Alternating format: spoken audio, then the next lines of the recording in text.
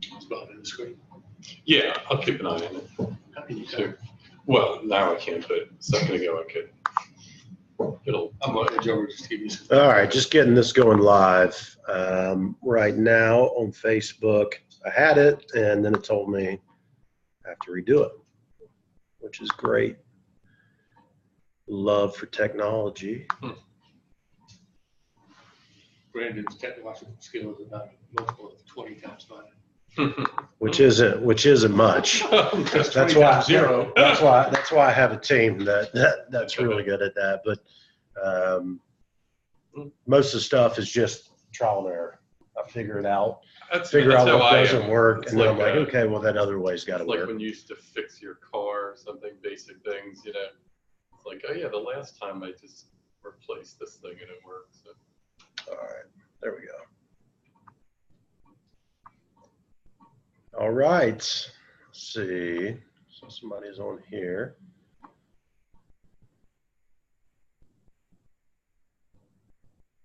Is it Jacqueline? Hey, Jacqueline. It looks like Jacqueline's on. Hopefully I am saying that correctly.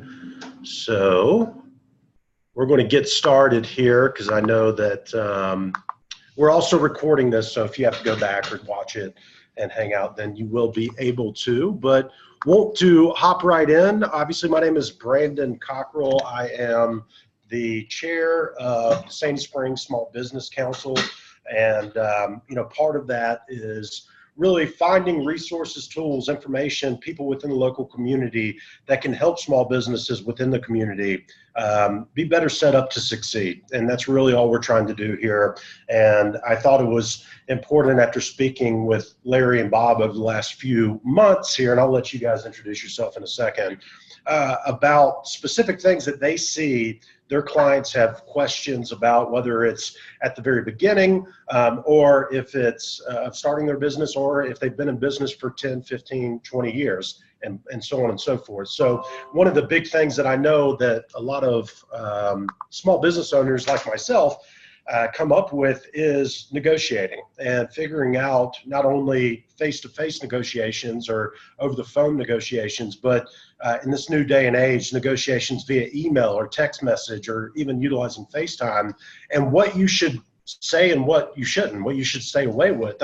I get nervous sometimes putting numbers on an email just because I don't know if that's going to come back to bite me later on whenever I probably have nothing to worry about. So I think touching on a lot of these topics, we will be helpful and will help point you in a very solid direction on how to negotiate maybe your next contract or deal that you're going to be going through with your business. So before I talk too much already, I want to allow them to introduce themselves, and then we'll get into secret ways, so to speak, and of negotiating for your business. And I know we've got 3 listed in the topics, but we're actually going to be going over a lot more than 3 here.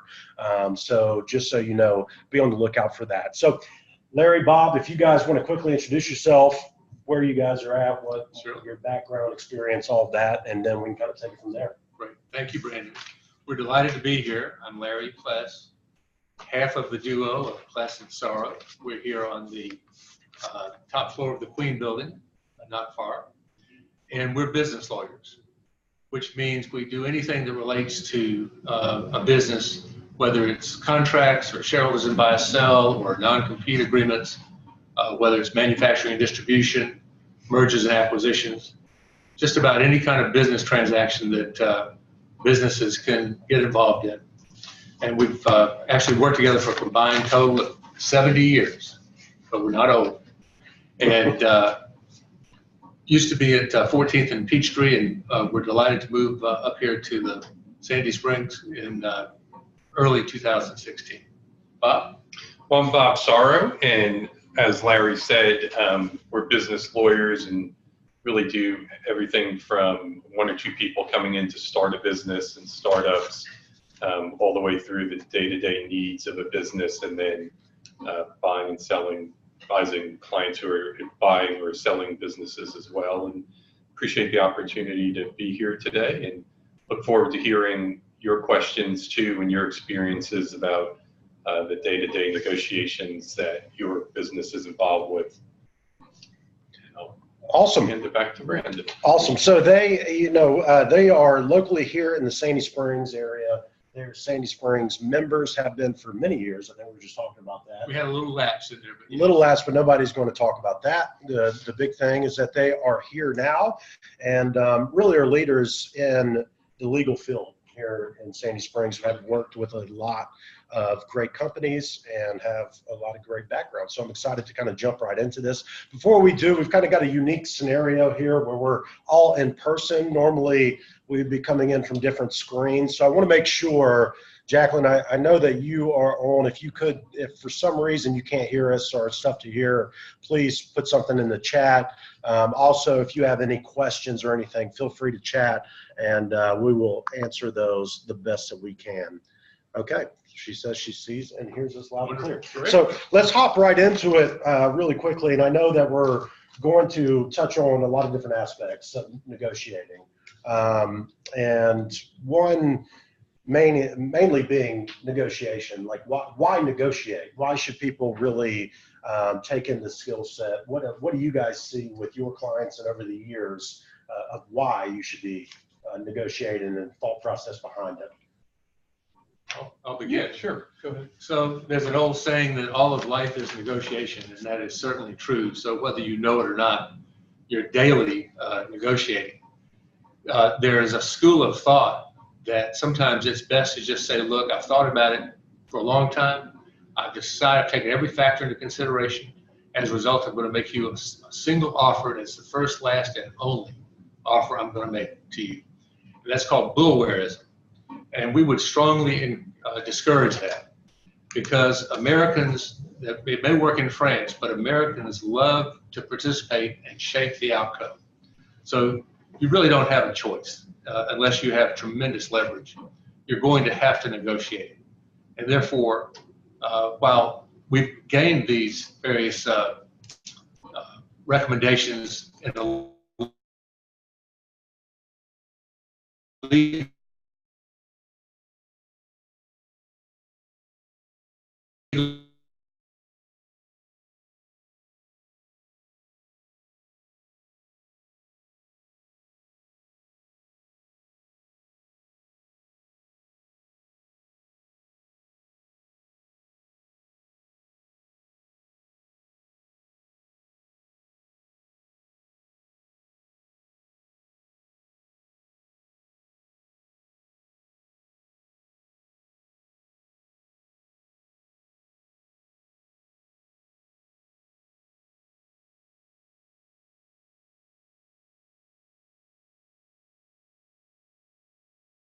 there's a very high value to a visit to an important customer or client's place of business. You'd be amazed at what you would learn that can be helpful to you in that relationship, even though we're in this modern technological age where so much is done by email. If you have a reason to make a visit to negotiate a supply contract, you could learn a lot more than you lose by being on their territory, so to speak. And all great stuff. And I apologize. I think we lost for a second there, lost connection, and then we got back on. So hopefully you can still hear us and keep up with us. So as far as like the perspective on negotiating, I mean, when and under what circumstances should you use various kinds of negotiating insights? You know, what should people really be conscious of whenever they're thinking about negotiating?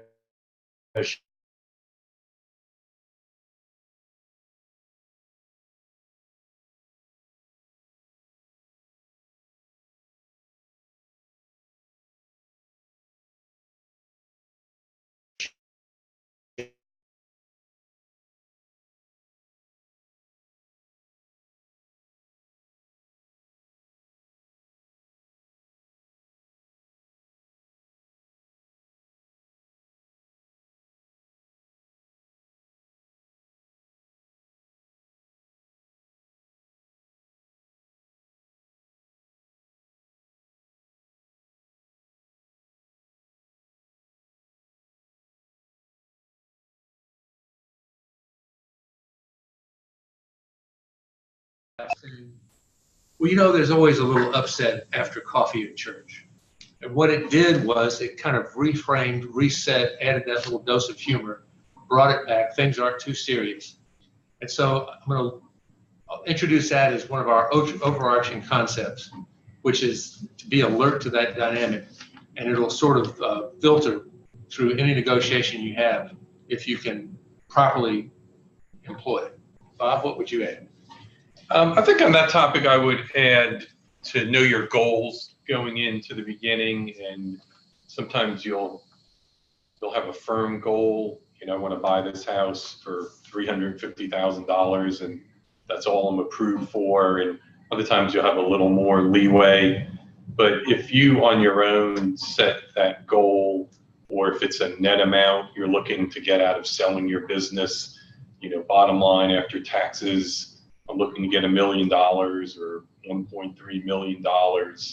If you set those early before you kind of get swept into the back and forth of the negotiation and then go back to those goals, I think that's a good initial approach to any negotiation, because then you have a base that you can always look back to as you get into either smaller issues or new facts that come up.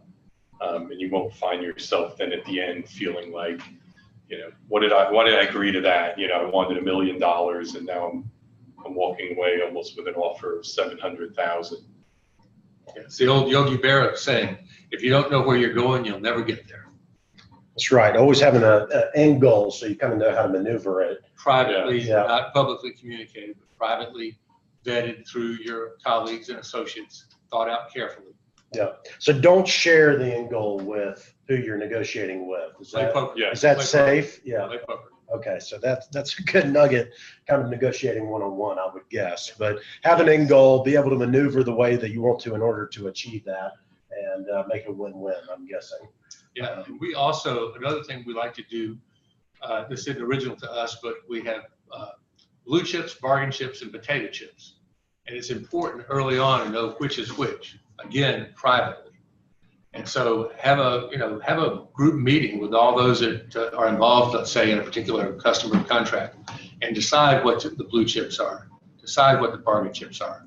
It can really speed negotiations if you have a clear understanding of where things stand.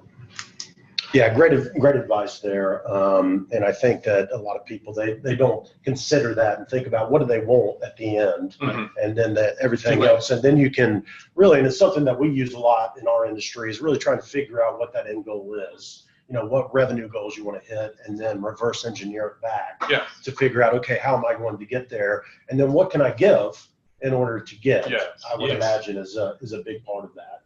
Absolutely. You know, kind of taking it to a little bit more of today's era, and I know it's something that we've touched on, is negotiations aren't face-to-face anymore. Yeah. I mean, you obviously have those, but now, and, you know, we were talking earlier about fax and mail, you know, 20, 25 years ago, and then how things have just changed over time, and you can negotiate.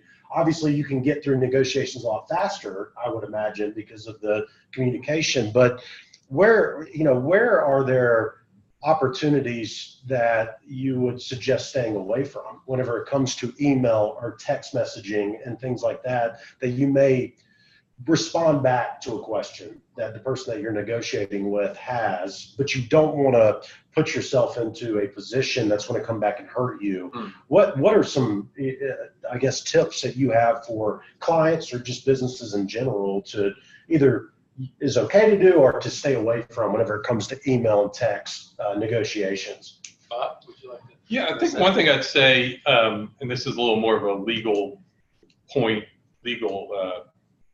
advice, really, not even strategy than negotiation strategy, but that is, you have to watch, if you're emailing back and forth, that you're not creating a contract when you don't think you are. So let's say you're just emailing someone and say, you know, you want to buy 100 washing machines from them.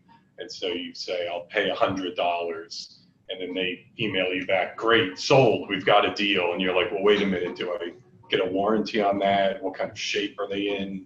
Do they work? So we would, in our agreements, have language saying these terms that are being discussed at this point, they're non-binding. There's not going to be a legal contract until we have a contract that's signed and has all the schedules attached, identifying the assets you're buying, et cetera. So I think one big thing to watch out when you're emailing someone, particularly that sometimes people can arrive at a price early, but there are other important terms to them. So even if at the bottom of the email you say, thanks, looks like we're close on price, now what about the other details? Or even just at the end say, this is all for further negotiation. That'll save you from having somebody on the other side claiming we've got a deal already when in your mind you don't. Yeah.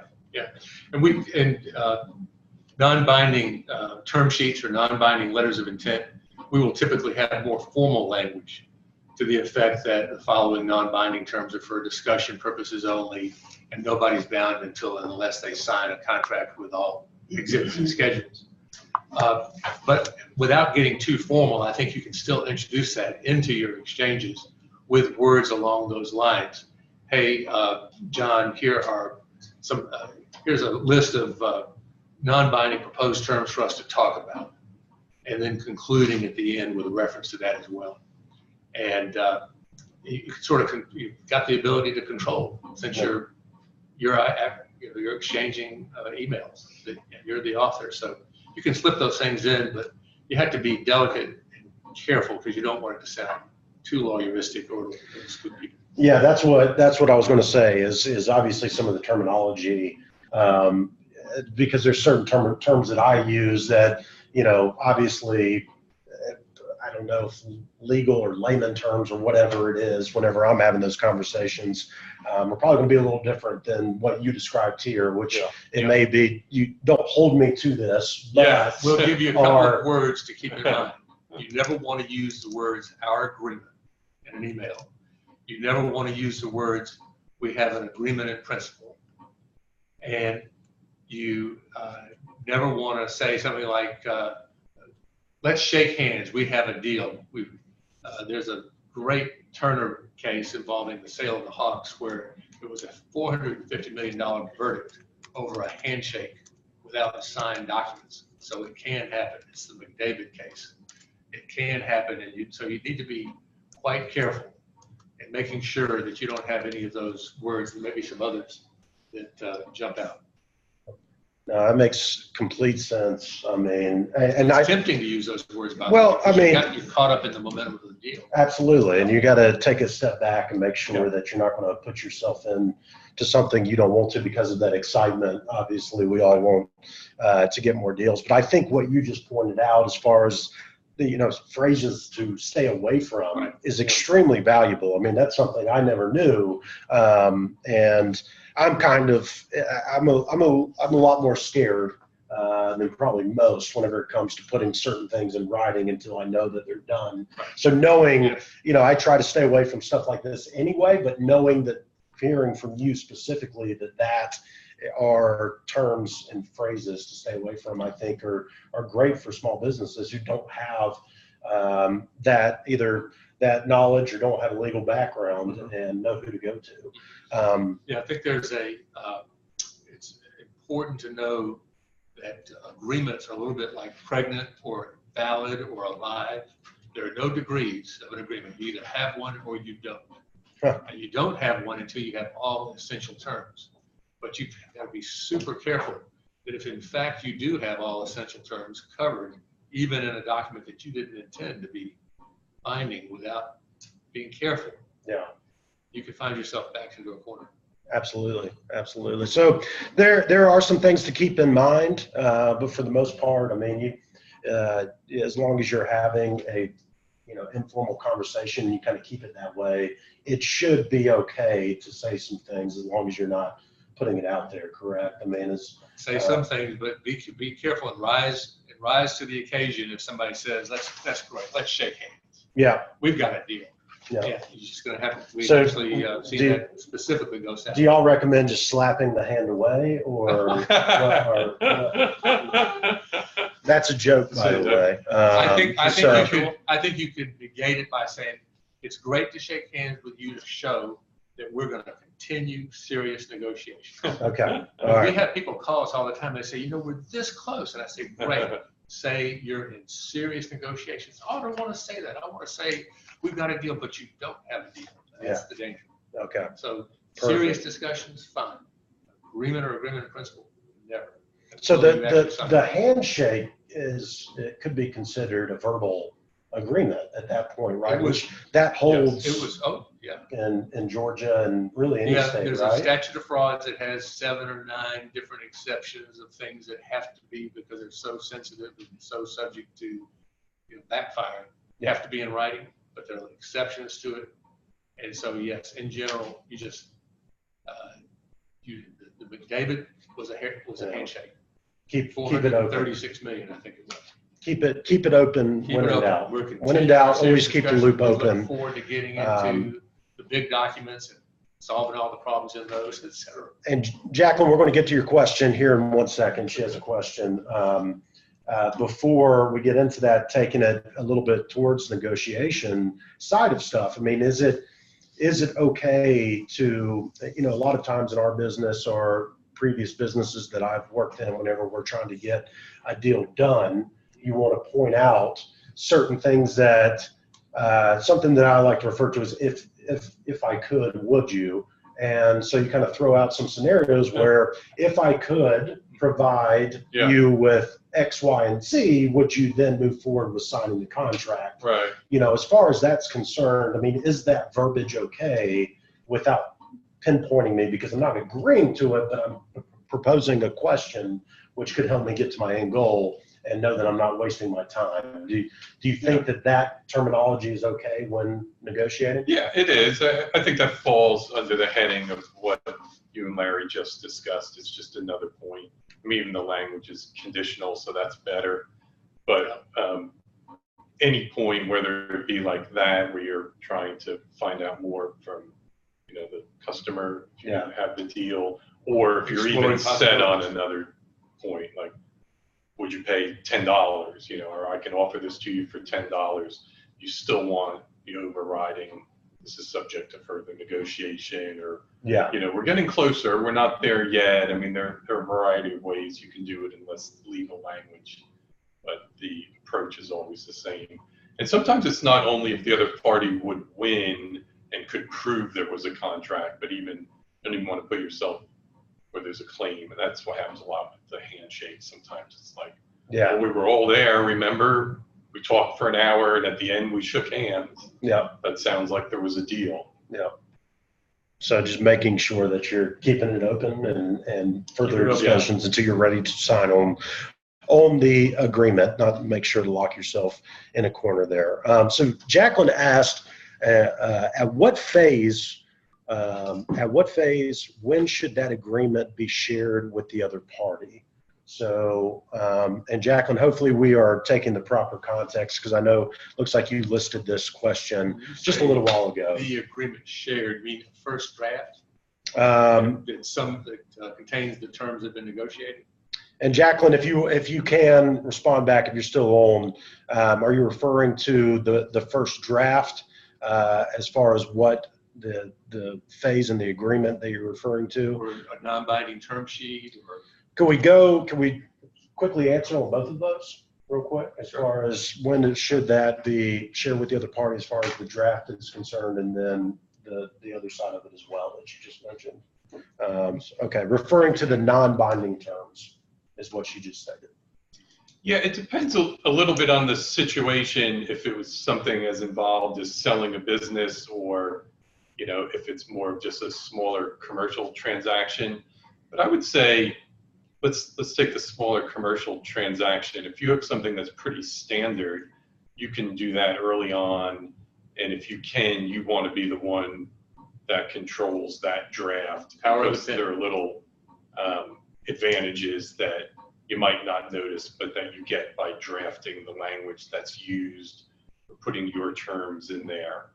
So if it's, let's say it's a commercial transaction, where you're looking to buy 100 pieces of something, if you know the price or you have an offer that you want to make, you can do that early on, get the important terms in there, have the language included in it that it's non-binding, and subject to further negotiation, and make the offer. If it's more complex, like the sale of a business, and let's say you're the buyer, you're probably going to need to see the other person's financial information before you would make an offer as to price. So it would come a little later in that situation after you got more information. Got it. Yeah. Have anything to add to that? Just to emphasize Bob's point about the power of the pen, you always put yourself in an advantageous position if you're the one who controls the drafting, whether it's of a particular insert or the entire document. That answer her question, or did you? Jacqueline, was that it, or did that kind of answer your question? And just respond back in the chat, and we can bring you on unmuted if you have a microphone to speak into as well. So just respond back, and we'll be able to get to that. So, and if anybody else has any questions, feel free to put that into the chat box as well. So, Brandon, there's one thing I'd like to return to that you said earlier that to me is very interesting. Bob noted the conditional language of would, and in the McDavid case, that actually turned out to be a critical factor, which is will versus would. Will being you must, would being speculative about the future. So little details like that can be part of a bundle of sticks that you put the totality together, you may have inadvertently an agreement. So care is warranted. so is would okay? Would is better than will. Okay, It all doesn't right. necessarily solve the entire situation, but it's one of the bundle of factors that could be taken into account. No, that's good information. I'm glad I've been playing on the right side of the road for this type of thing. But hopefully that answered Jacqueline's question. Now, kind of jumping in, and I know we're in an effort to keep this moving along. Really want to get into the special topics here that we had mentioned. And one of the things is negotiation patterns. What are some of the basic patterns that you see with clients or customers, or just in businesses in general, that you may be able to enlighten the attendees with? Well, I'll take you back to the mention of the study, which had the three types: cooperative, the majority of people; aggressive, minority, but frankly more effective when against a cooperative; and then, of course, tit for tat, which was a very nice blend of both with the addition of humor. And it's interesting, you see such a wide range, everything from people who feel like they're lapdogs who want to try to cooperate with your every point, all the way to the table pounders who threaten to walk out to the cab or walk out the door or the like. And I would just reinforce, to my mind, the importance of following and adopting, if you can, the tit for tat approach as a way that seems to work in a large variety of situations. Bob, what would you add? Yeah, I'm trying to think of what would kind of be the most pertinent to different structures. A lot of it depends. Again, I think if you were talking about email or in person, one thing I think I would say that I've seen maybe in the last 5 years or so rise a little more is people getting fixated on certain points and impasses happening because of that. It might not even be the major point of the negotiation. Yep. So I think one point that I would extrapolate from that is try not to get lured into that, even if the other person is doing it.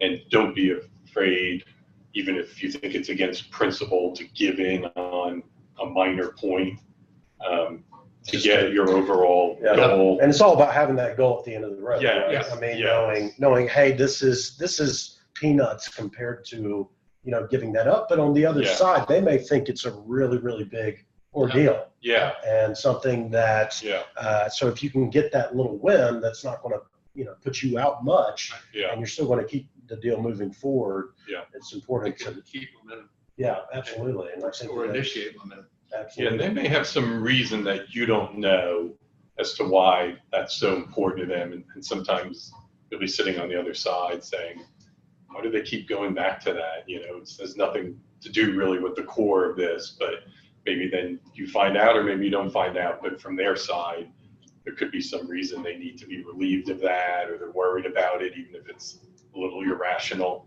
Yeah. So try to understand or try to find out from them. You can just flat out ask, you seem to be coming back to that. Why is it so important? So that kind of goes into something I was thinking about here as, whenever you do find something like that, and they seem to keep going back to a certain point. And obviously, if you've been in a lot of negotiations, then you probably have a feel for what somebody's really wanting in order to move the next step. There's a barrier there that they just can't get over, and they keep going back to certain things. So you kind of know how to navigate that.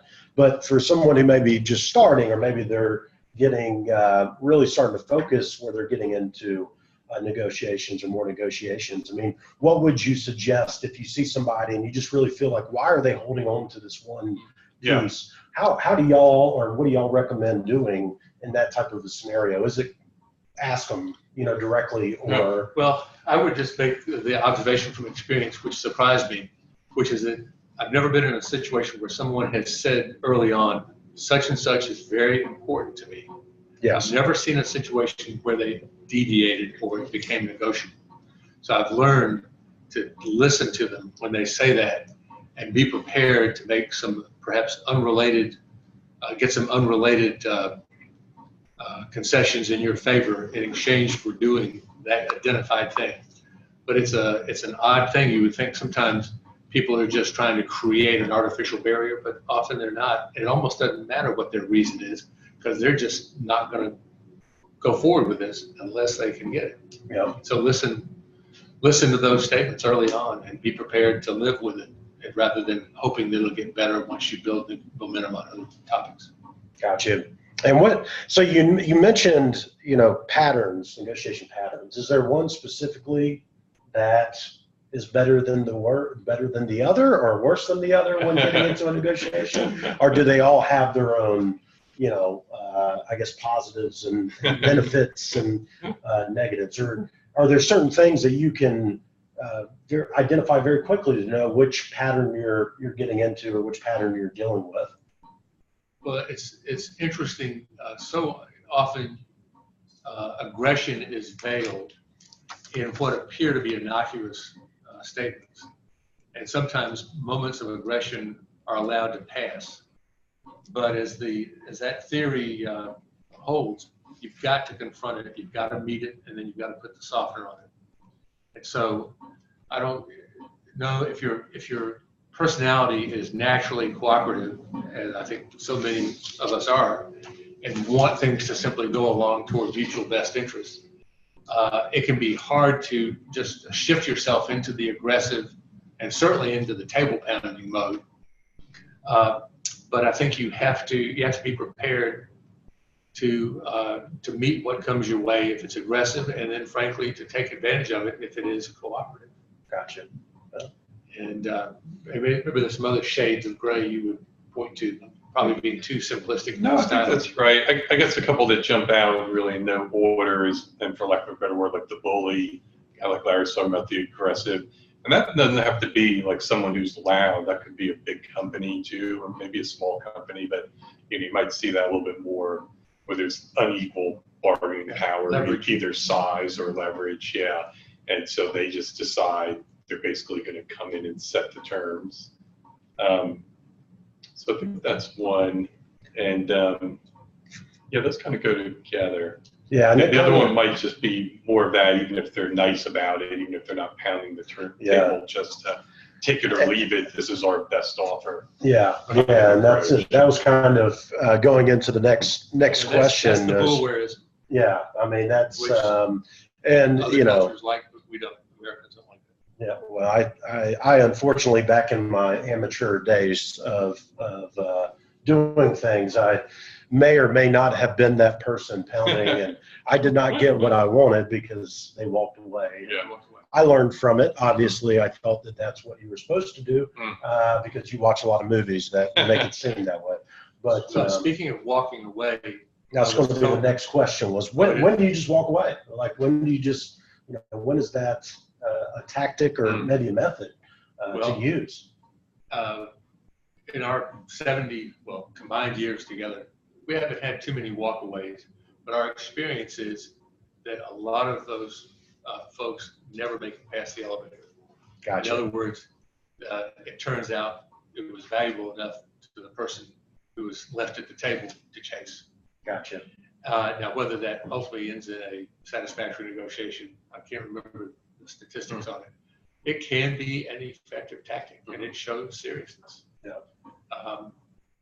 And often people are not calling a bluff, particularly if it's something that didn't just come up, but has been long stated at the beginning. I've got to have so-and-so. Yeah. Typically something relating to an important financial risk. That's what it typically revolves around. Yeah, and that makes complete sense. And obviously, as you know from the President of the United States, that's one of the big things that he talks about with negotiating is always being able and willing to walk away if you have to, and not being so stuck on what it is that you want or need, and always knowing that that is an effective. You may not always want to use it, and you definitely don't want to overuse it or use it too soon, because that can kill the deal before it even gets anywhere, I would imagine. It's typically a very late stage when that happens. Yeah. So that you've been educated along the way that this was important. Absolutely. And you've been hoping it would go away or get swallowed up in the momentum. Typically not the Just case. didn't. Yeah.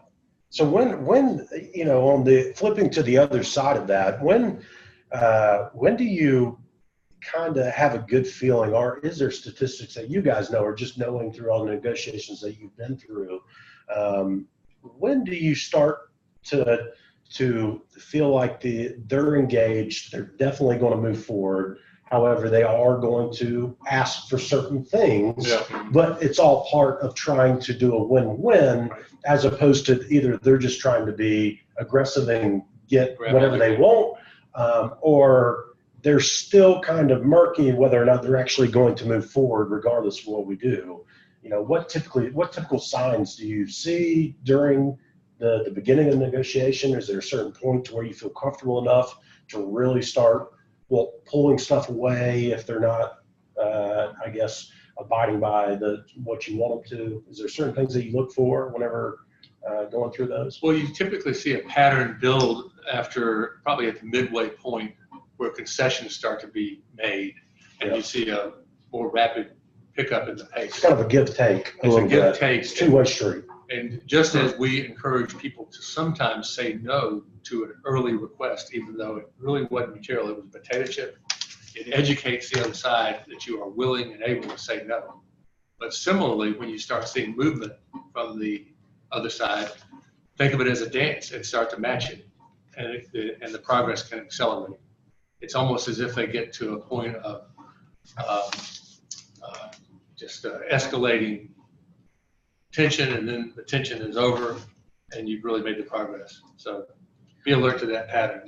You can probably add to that. So, but yeah, if you want to add to that real quick, that would be. Yeah, I would say if you get to a point where there's a lack of options being discussed, that's always an indicator too that you hit an impasse, or maybe it's not going to go. Yeah. So again, if you're saying, I want your fanciest shingles for $10, and they say, nope, I want your fanciest shingles. Nope, we never sell them then. But if they're not saying, we'll give you a warranty on our less fancy shingles or something like that, if that all stops, then you're close to an impasse. Gotcha. So just looking for that give and take a little bit, where you're kind of both giving some but asking and willing to kind of make this thing work. Towards the end, it's a little bit of a dance. Yeah, and which makes complete sense from my standpoint. You can feel the standpoint. mood change in the room as you get to that point. And the one of the keys and one of the secrets, so to speak, that I heard in this as well is say yes early. You know, obviously it's got to work within what you want, and still understanding that first secret of the goal and having that insight in mind. You know, kind of some things that are going to really be feasible, and if there's something they're asking for up front that you can say yes to, and that way they know that you're willing to give it a little bit as well. Yeah. Have y'all seen where whenever you say yes, maybe that may be all they want, and you kind of get away with a steal, so to speak? That's probably a bad term to use in negotiating, but that may be all they want. They may just take one yes, maybe. Sometimes, usually there's a list. Yeah, well, probably not, but sometimes. And it depends also, as Bob said, on the complexity of the deal. Yeah, absolutely. One thing on that is sometimes people want to vent. I think it's kind of related to your yes. So sometimes don't assume you're getting a no. You might get a long vent and then but we'll go forward. Absolutely. Or but we'll take, your offer. Gotcha. So listening for those if cues. you see that coming, don't interrupt the person. Let them talk. And venting reminds me, this is something that Bob identified, that if you have a very delicate subject, even if you're in a lay person setting, sometimes you can make tremendous progress by taking a less senior colleague and match them with their colleague from the other side and send them to a room by themselves. We've seen this unfold in a deal we were doing in Palo Alto where tables were pounded, and then you send the two competent but not the most senior privately without an audience, because the audience is often a big part of venting, and you can make a lot of progress without much fanfare, and all the emotions for some reason seems to just evaporate, or they just talk about what's business like. Yeah. So you kind of take it away from where all that attention and kind of move it to where it can actually have a drive and quiet. Yep. And that's key as well. I've done that, being in sales for 13, 14 years. One of the key that I would always look for is, even though I am the sales rep, I look for as more of a QB. And if it was in the technology industry, or really any industry, if I had an engineer that I knew fit better with that prospective client, I would bring them in to discuss, because I knew, and trying to take my ego out of it, obviously, is that they connected better, or maybe they could have a better conversation, felt more comfortable having that conversation, whereas they looked at me as the sales rep, and that was not the right, that I wasn't going to get their guard down to really start having those negotiations. Is that kind of on a smaller scale similarity is pairing them with somebody that fresh personalities and the emotion is left behind in the big room. Yeah, and like in that case, I don't know what your sticking points were, but particularly if you have the two engineers that can talk the language, or they can say, this is going to be a lot more to implement this than they're talking. Yeah, I get that. Don't, we'll be there for you. They can break down and understand each other and what they're saying, and they know that they're out there doing it for the same reason, as opposed to somebody who they think may just be looking to get a commission check or something along those lines, or aren't in it for their best interest. So Jacqueline here, she has another question. She asks, do you have any key negotiation strategies for salespeople that could help save them the most time? I'd say it starts with pre-qualifying prior to getting to engage with the process. And then I think she was responding back. So any thoughts on that, what she had asked as far as negotiation strategies for salespeople that could help save them the most time? Yeah, I'll jump in. I think probably if I'm understanding that the pre-qualification, I think that's a great one. We would think of that as just even sketching out, the top 3 terms. Again, if someone's looking to buy or sell a company, if you have in your mind, you're not going to sell unless it's $5 million, and the other person is saying, we have $1 million available, you're not even close. Yeah. So there's no reason to get into some negotiation on, the 7th, 8th, and 9th point of that if you're $4 million apart. So I think that's a good strategy as part of the pre-qualification. You know, sketch out the top 3 points, something that will work for you. Make sure they're not telling you, you know, something that obviously isn't going to work, even if you're not in agreement yet. Yeah. And then maybe the other thing is, you probably particularly for sales, you know, as much as you can know your customer and their needs at that time. Maybe the flip side of that is I've seen deals where you're getting to the end of a quarter and the salespeople need to make a deal or That want to. happens all the time. And so if you're negotiating that and you know that, you know, they may be more apt to give in on some things, and that can, having that knowledge, you know, you can target that then and try to get the deal closed faster. Absolutely. Larry, do you have anything to add on that? Know your customer, know your prospective customer. Yeah. Get as much information as you can and talk money early on. Yes. Put it- And that is, and kind of going into the third, I guess, kind of secret, and something, Jacqueline, as far as, and I was going to touch on that actually, that Larry just mentioned as well, is not being afraid to discuss money up front. If they're typically, you know, what you find out whenever you're qualifying and pre-qualifying is really trying to figure out if they're even going to be able to be a fit. There's no sense in beating around the bush or taking them down a road or taking yourself down a road without knowing if they can actually afford your product or fits within that. It's just going to lead to a lot of frustration.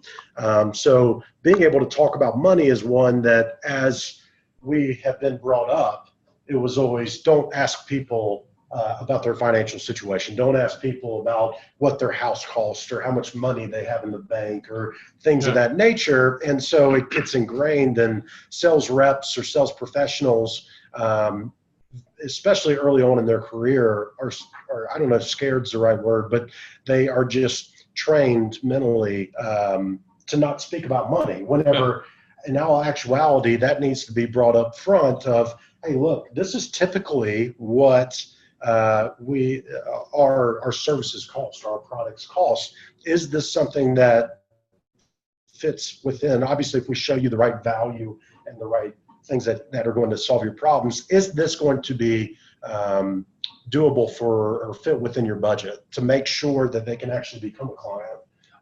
And so talking about money up front is definitely something that needs to be done.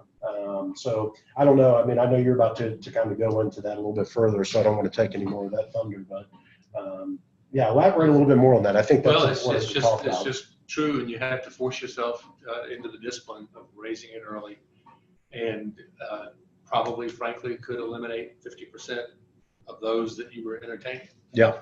And at the same time, you're doing no one any favors by going forward when it's just not realistic and you haven't raised the core issue. And you don't have to do it first, but I would say do it second or third in the early part of the presentation. Absolutely. And I think the biggest thing I think that we can all agree on is first find out if you can find out what their problem is and if you can help solve it. And then at that point, if you feel like you can, then at that point, finding out, okay, now let's make sure it fits financially. If not, then maybe there's another direction that you need to go, or I can help you go in that direction from that point on. So I think that that's important, is finding out and really trying to go through that process. There was something I was going to talk about, but I forgot.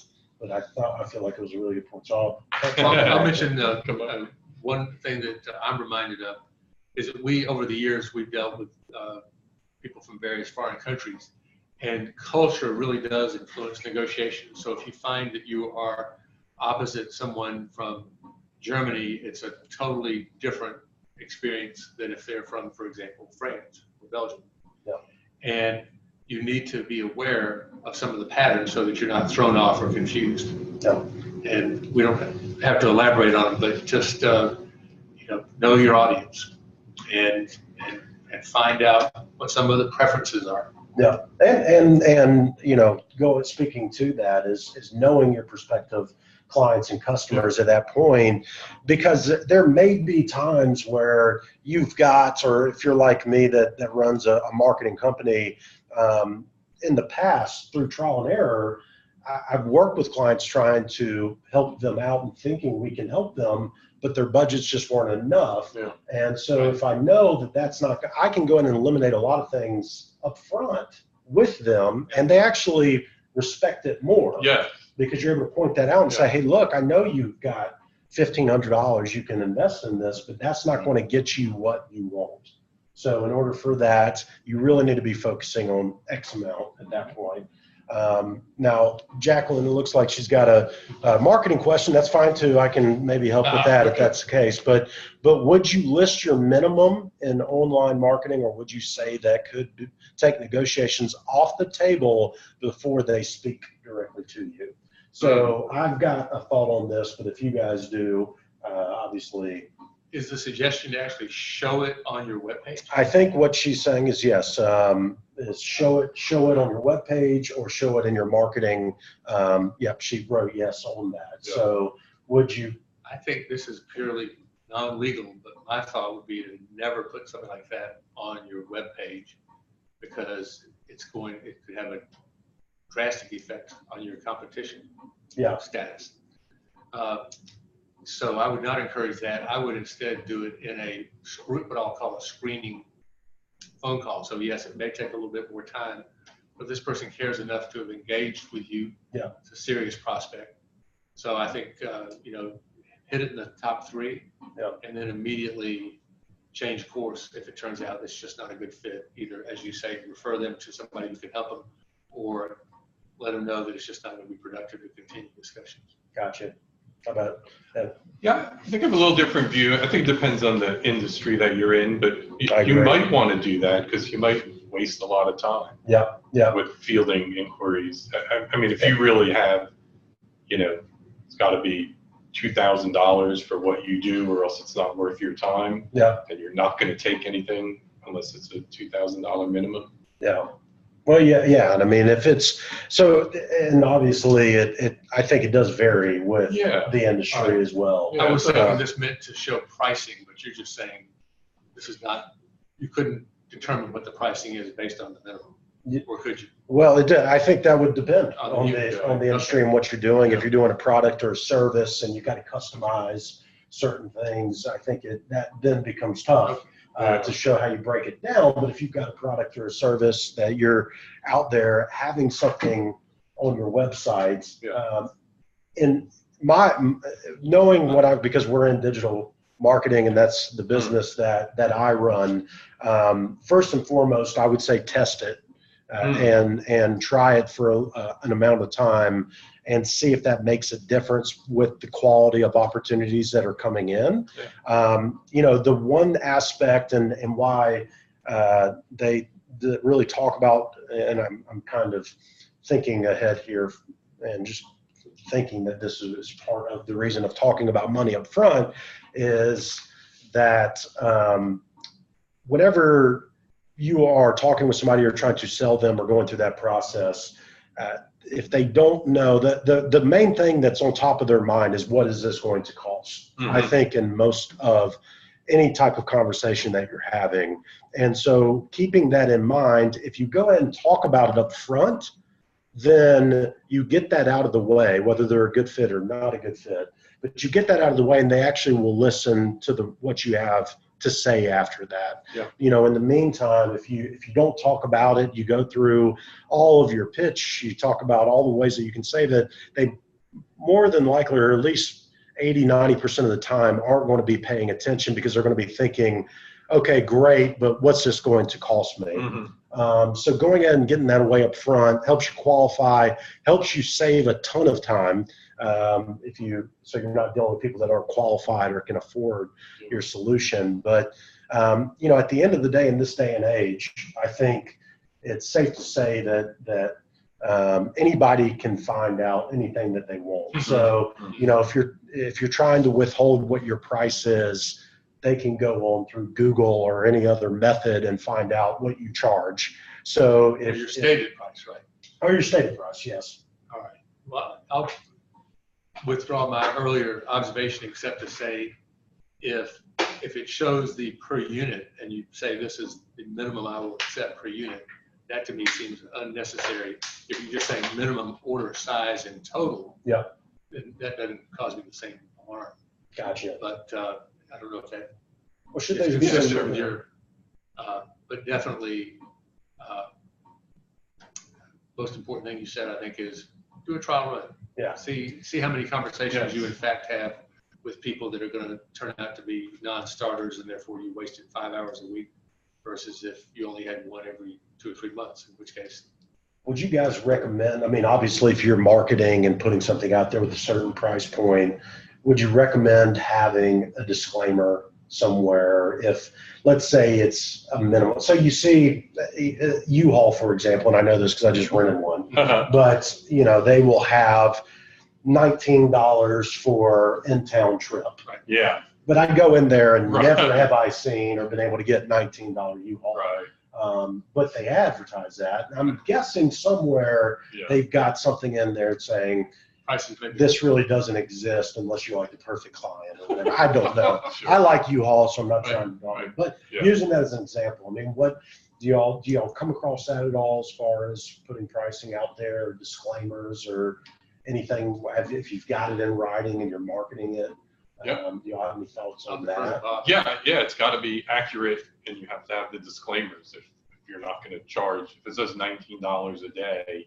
and that's subject to 5 assumptions or disclaimers, you have to list those. Yeah. I mean, that's just, Yeah, we have fair, unfair truth business in practices. advertising and Yeah. State statute. FTC, and there are all kinds of laws that govern that. And that's the disclaimer, meaning like the small print, right? Like Yeah. the star or the asterisk beside it. Yeah. And then you just kind of explain a little bit more in detail Yes. what that means. So And it's there may be nothing. requirements depending on the state for you to put it in bold type or a certain Sure. font. So Um, it may not be possible to hide it. so Jacqueline said that thanks, lots of options to consider. I was thinking of stating services starting at or something starting best packages start at $5,000. Packages, yeah. Yeah, Yeah. I think that would be a great thing, and at least if anything to test, and put it out there and see if it makes a difference. But if you're using that for your marketing and putting something out there, it's starting at, I think and from my standpoint, I think that's definitely something to at least start off with, for no pun intended, but to start with. Do you guys have any thoughts on that? Yeah, I would watch. I think I like that, but I would watch like packages. So what do you mean by package? Are you going to list?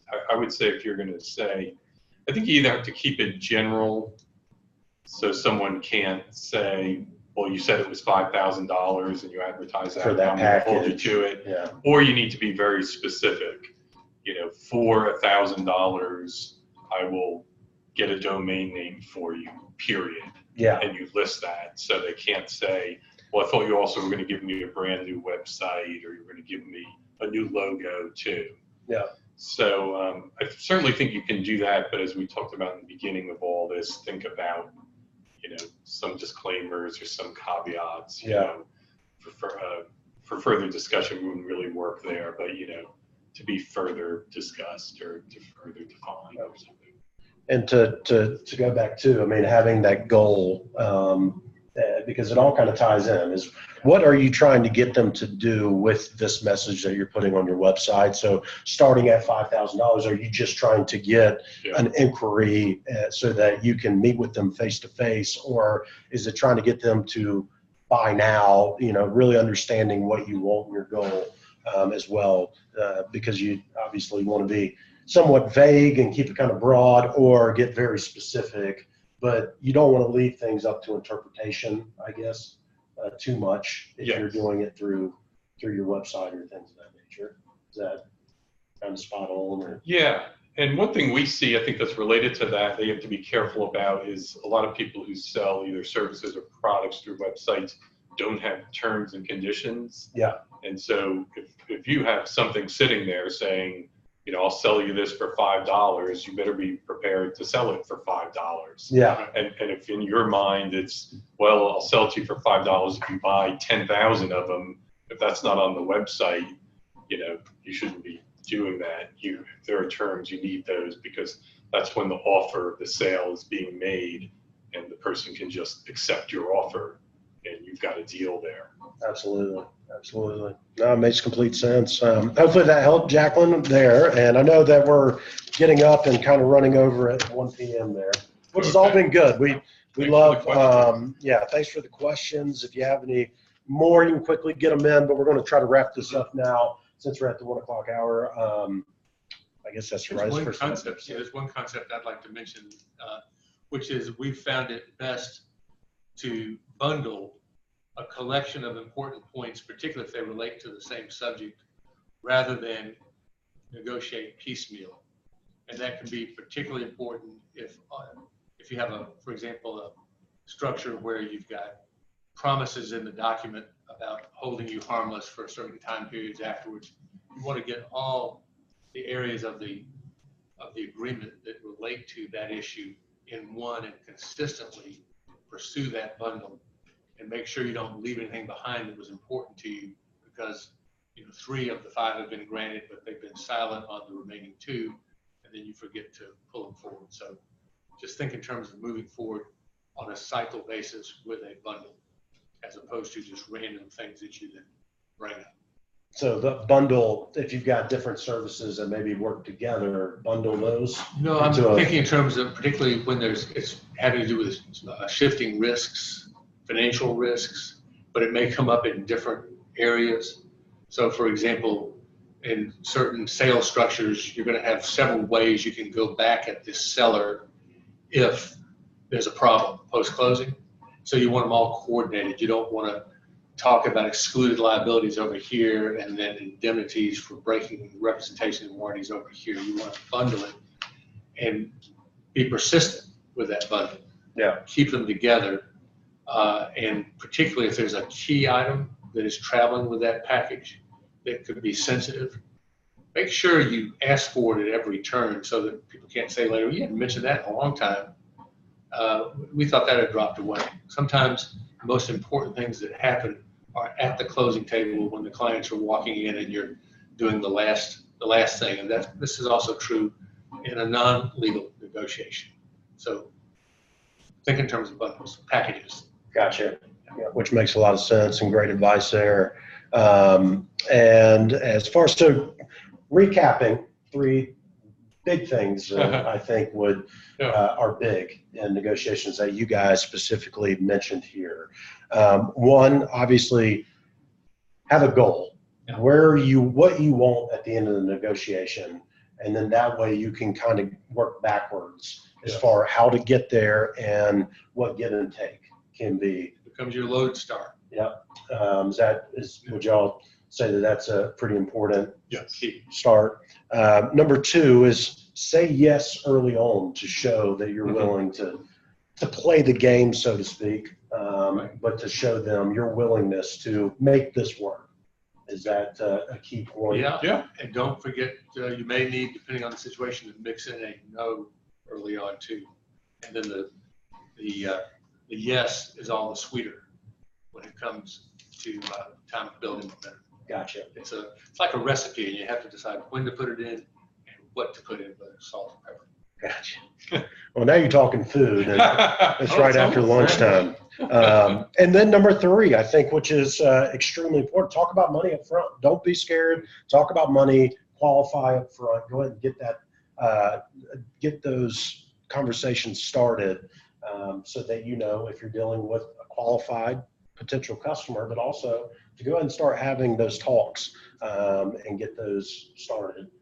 Would y'all say that that's another one of the top top topics that we spoke about here? So, well, great. This has all been awesome. I want to leave with Larry and Bob are always willing to help out. If you're a small business owner, especially a member of the chamber here in Sandy Springs, you're just a small business out here, maybe you're starting, and I don't want to speak for you guys, but what are ways that people can contact you, and what's the best way for them, even if they've got a question, is it okay for them to reach out as a local point of contact in the legal field?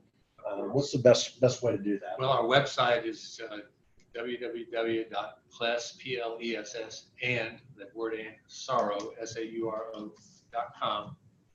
And our phone number is 404-892-2100.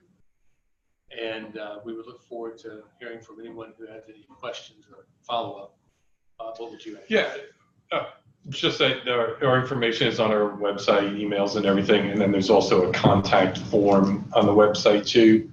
So you could do that, and that gives you the chance to, if you wanted to lay out, little facts. But yeah, we're always happy to hear, and particularly for local small businesses, and it's what we do all the time. So be happy to answer some questions. Well, great. Yeah, if y'all have anything, and if you want to have questions past this, reach out to them. Just put in the subject on the email or contact form on the website that you saw through the Small Business Council, and I'm sure they'll be happy to answer questions that you may have. Obviously, they can't work for free all the time, but I'm sure they're willing to help out any way they can, even if you just have a simple question, because their advice and experience is invaluable, and just the information that you can get from them is second to none. So to wrap this up, we are having a luncheon in October with Larry and Bob. It's going to be in person, and it's going to be about contracts, which I know a lot of small businesses and new businesses really have questions about how to put together contracts and make them specific to their industry and to their business. So make sure you're on the lookout of that. I believe we may cap it off because we really want a hands-on. You're going to allow the people that will be attending to actually send in current contracts that you guys can review ahead of time, and then help put that together. And the luncheon's $20 or $25, so you're getting some strong legal services for $25, really, in my opinion, and you get food with it, so you really can't beat it. Yeah, so be on the lookout for that. That's coming in October. Like I said, in the meantime, any questions, feel free to reach out to them, or if I can help out, reach out to me as well. But thanks for logging on. Great questions. Yes, thank you for hosting and moderating. I appreciate that. This is a sure pleasure. So I look forward to seeing everybody around the town soon.